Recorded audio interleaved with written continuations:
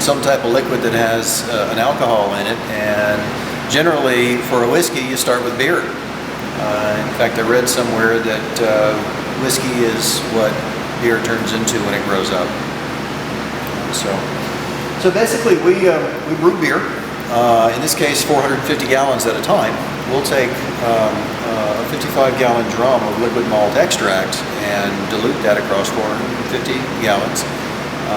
We'll add yeast and let that ferment for about a week.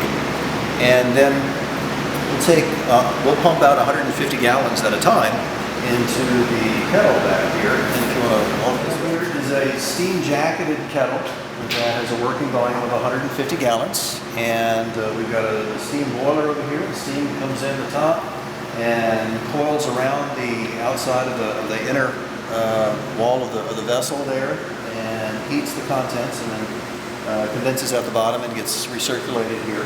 And basically, I'm a computer engineer by training, and I spent roughly 25 years working in corporate America for defense contractors largely, and just was looking for a business that I could call my own, something that would be fun and that would take advantage of my engineering skills.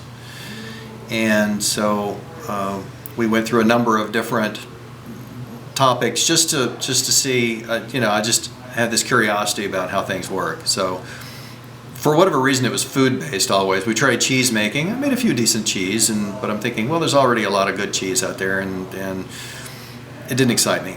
And then I did meat, charcuterie, it's called.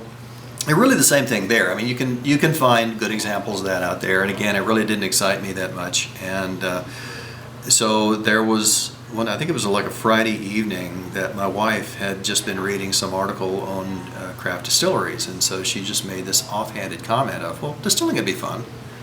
And it was just sort of a moment.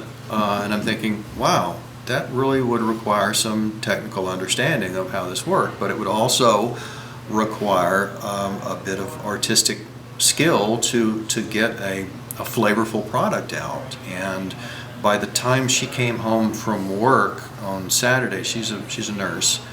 By the time she came home from work the next day, I had successfully torn up her pressure cooker and made my first pass baby still at the house there.